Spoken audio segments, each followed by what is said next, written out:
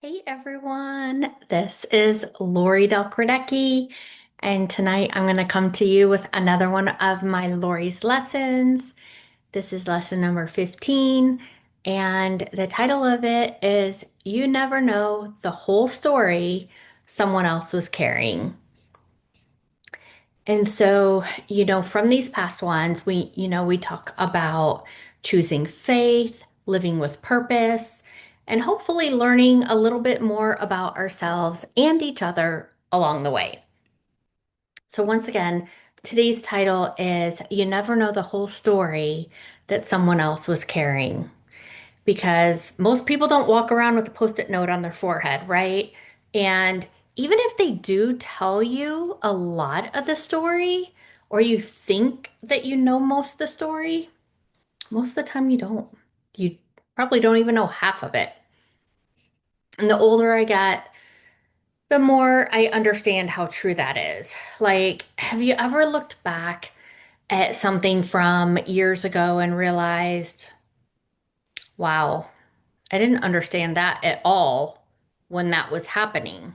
Now, reflecting back, I understand it, but I didn't at the time, right? Maybe it was something that your parents did. Maybe it was a decision that your spouse made. Maybe it was something that your boss or a friend or a teacher or somebody else in your life. At the time you saw the situation through the eyes and the understanding that you had at that time. And that's normal. But have you ever heard of that saying, when the student is ready, the teacher will appear? Or I remember I used to always hear that, when you're reading your Bible, there's a lot of things you don't understand in there, right? But you don't understand them till you're at the age of understanding. So there's certain things in the Bible that children can read that adults know the meaning behind them, children don't have any idea, right? So the same thing. As you get older, you notice and you realize more things, right? You experience more life. You have responsibilities of your own. Maybe you're raising children. Maybe you're paying your own bills now. Maybe you've experienced loss. Maybe you've had to make difficult decisions. Maybe you've had other people depending on you. And suddenly you look back and you just think, oh, maybe I didn't know or realize everything that was going on back then. And I think that's one of the gifts that maturity gives us is perspective. Because when we're young, or even when we're older too, a lot of times, but we're emotionally involved in something, we naturally experience life from our own point of view. That's why a lot of people hire coaches, right? I've been doing coaching for over 35 years before coaching was a thing, right? But when you talk to somebody outside your box, a lot of times they see something that you didn't see, right? And so we know how that happens to us. We know how that makes us feel because we remember what we saw, right? But we don't always know what is happening inside the other person or behind the scenes or what we were protected from or what happened 5 minutes before they walked into the room. We don't know the phone call they received that morning or the financial pressure that they were under, the bills they received that day, or what they were afraid of, or what they stayed up praying and crying about all night long the night before. We don't know what they were trying to desperately hold together just to be able to live. We don't know what they chose not to tell us because they were trying to protect us. And that doesn't mean that our experience wasn't real, right? That's important. Understanding someone else's perspective does not require you to erase your own perspective, right? Two people can walk through the same exact season and remember it completely differently. Like, think about a family vacation.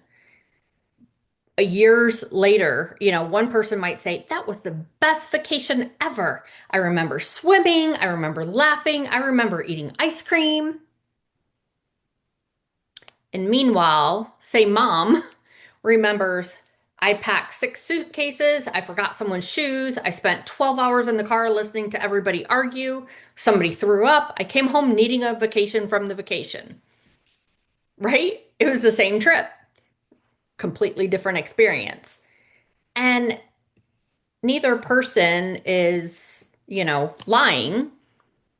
They're just remembering the same exact experience from two completely different positions.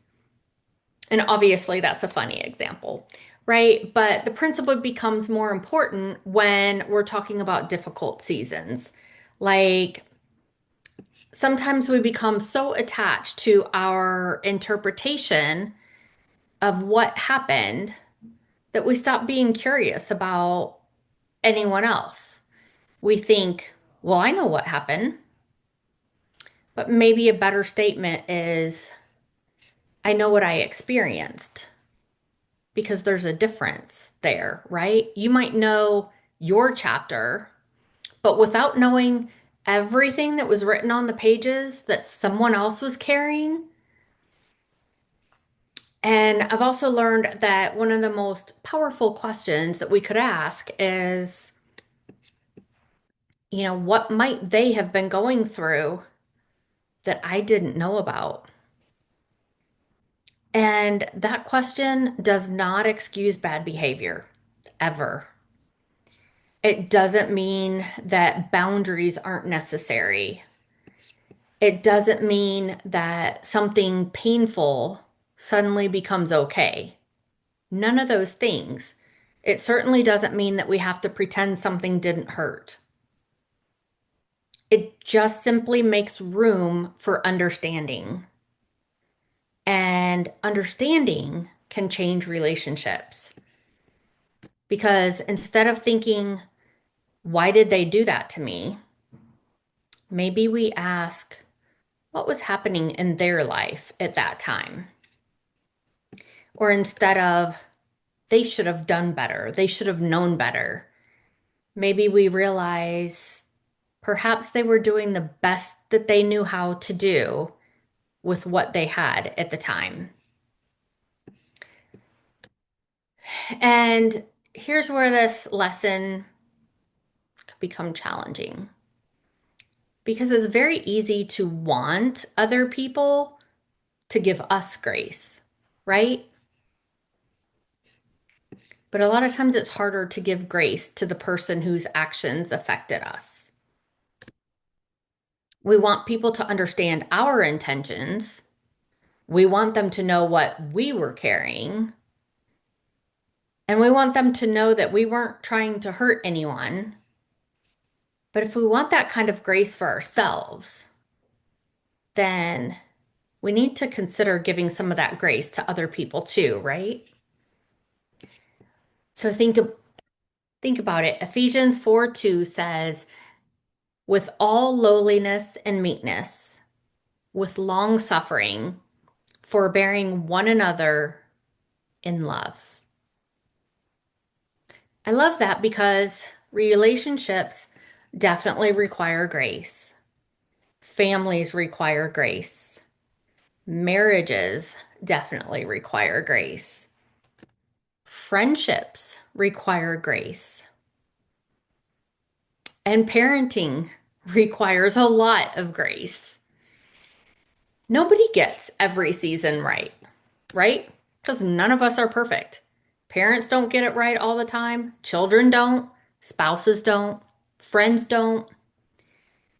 I know I certainly haven't. None of us gets through an entire lifetime without looking back and thinking, I wish I handled that a little differently. That's a part of being human. But where healing can begin is we can eventually stop asking who was right and maybe start asking, how can we understand each other better now? Because that's a completely different question. Because sometimes being right, it's not going to heal a relationship. Understanding could, though. And there's another side to this lesson. Maybe you're the person that has been misunderstood. Maybe someone has judged a season in your life without knowing what you were carrying. Maybe they interpreted your actions without knowing your intentions. Maybe you've wanted to explain yourself and say, but you don't know what was happening behind the scenes. And if that is you, I want to encourage you to, because you don't have to spend the rest of your life trying to convince everyone to interpret your past exactly the way you do, because that's never going to happen. There might be conversations that are worth having. There might be apologies that are worth giving. There might be misunderstandings worth clearing up. But ultimately, in the end, God knows your whole story. He knows where you got it right. He also knows where you got it wrong. But he also knows what you were carrying. And he knows what you were trying to do. He knows your heart. And sometimes we have to allow God to bring that healing to the place where human understanding remains imperfect. So, my challenge for all of us today is think about somebody that you might have judged because of something they did or didn't do. And before you replay the story again, ask yourself, could there be something about their story that I didn't know? Maybe there isn't, but maybe there is. And probably there is.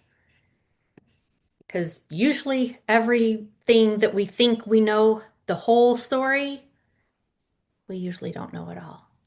And that tiny bit of curiosity could create enough room for compassion to enter. And compassion doesn't say nothing happened. Compassion says, maybe there was more happening than I understood. And that's a very different thing. So if you're looking back at your own life, give yourself some grace too. Learn from what you would change and make amends where they're needed. Do better with what you know now from now on. Do not spend the rest of your life punishing yourself because the person you are today knows things that the person you were 20 years ago hadn't learned yet. Growth means we know better. And we try to do better, always try to do better and get better all the time. That's part of the journey. Learn things and get better. And remember, you know the part of the story that you experienced, but you may never know everything that someone else was carrying. So choose curiosity before judgment. Choose compassion before conclusions. And choose understanding when you can. But above all, choose grace. Because Jesus gave that grace to you, right? And sometimes understanding doesn't change what happened in the past, but it can change the way we carry it into the future. So thank you for joining me today for another one of Laurie's lessons. And until next time, keep choosing faith and live with purpose. Thanks so much, everyone, for tuning in. I appreciate and love you. See you next time. Good night.